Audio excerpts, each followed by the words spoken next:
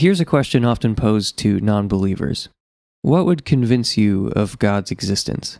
Specifically the Christian God. What would change your mind and convince you to convert? First, my personal favorite, aliens. Yes, aliens. Specifically, Christian aliens. If Christianity, or something like it, arose independently on another planet, I am converting to Christianity. It would be possible to explain it in naturalistic terms.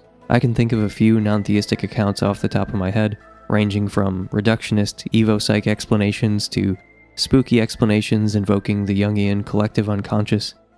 But come on, if we can confirm that Christianity arose independently on another planet, that would be spectacular evidence for Christianity.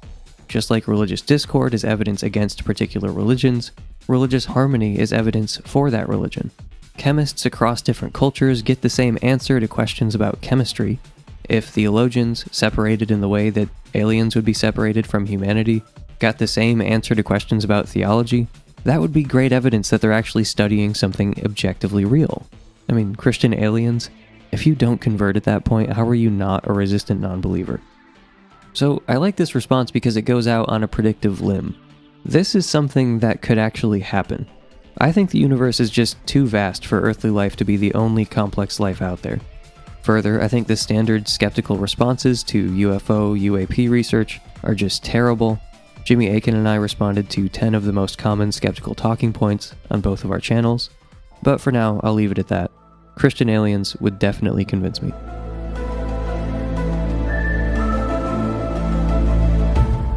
So Space Lemonade asks, I'm a UFO believer, so if I'm right, how would the existence of non-human intelligences or extraterrestrials affect theism and atheism?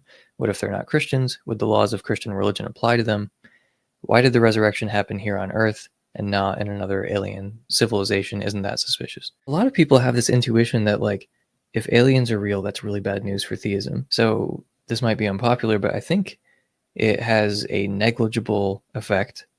I think that it plausibly raises the probability of theism, but not by any amount that we should really care about. But the reason is that there's this argument for atheism from the extreme hostility of like 99.9% repeating of the universe. So like almost the entire universe is horrifically hostile to life of any kind, especially complex conscious life. So that is evidence against theism. And if it turns out the universe is less hostile than we thought, then that is less evidence against theism that we have now.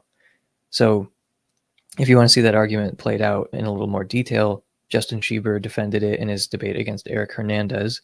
So if you look that up, Schieber defended it there. But yeah, I mean, I think that argument works. And if there's more life, then just as a matter of consistency, I have to say, yeah, that means that is marginally less evidence against theism. But then you start asking these like follow-up questions that I think get at why people feel like there would be a problem here. So like, what if they were not Christians?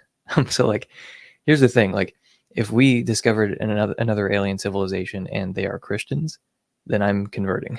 Like if Christianity just, recognizably Christianity just independently arose on another planet and there was no communication between our planet and their planet, why would you not convert after that? Ruling out that the aliens are like lying to us or manipulating us for some reason. Just assume that like, no, genuinely, like the Christianity exists on this planet. I feel like I have to say that because there are some atheists who would still resist even at that point. And I feel like that you got to just acknowledge that you're a resistant non-believer at that point. Because if Christianity exists on another planet, then I'm a Christian that day. But here's the thing, if they weren't Christians, wouldn't that be pretty surprising on the truth of Christianity? There are a lot of desperate Christians they would just be like, nope, no evidence whatsoever. It's a little evidence against Christianity if like Christianity just doesn't exist in any form on this other planet. First of all, that just trivially follows where if you say like, okay, if Christianity on this other planet is evidence for Christianity, then the total absence of Christianity has to be evidence against Christianity. You cannot have your cake and eat it too there. But yeah, you don't even have to go that like probabilistic, Bayesian route. You can just think like intuitively, isn't it crazy that there are these like intelligent persons over there, wouldn't they be made in the image of God? I mean, wouldn't they also be image bearers in that sense? And the idea that they just have no clue about Christianity? Yeah, of course that's surprising. Anyway, I do think some Christians are like maybe a little too flippant about this, where they're like, well, if there's a civilization that they've never even heard of God, or they've never heard of Christianity or anything, that's just a whole new civilization for us to proselytize to. Praise the Lord. And it's like, that is as psychologically desperate as an atheist who says, like, it's no evidence for Christianity if Christianity arose independently on another planet. So would the laws of Christian religion apply to them? I mean, what are the laws of Christian religion? Like, love your neighbor as yourself?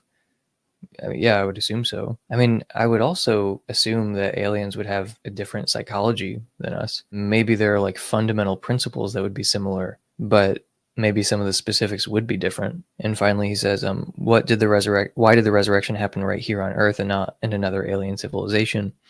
Isn't that suspicious? Well, I don't think so. I mean, the Christian has a lot of options here. The first thing that came to mind was C.S. Lewis's Space Trilogy, where there are all these other intelligent civilizations, and it turns out that humans were the only ones that fell. Like, we were the only sinful ones that had to be redeemed. So yeah, that's possible. It's also possible that God became incarnate in multiple places.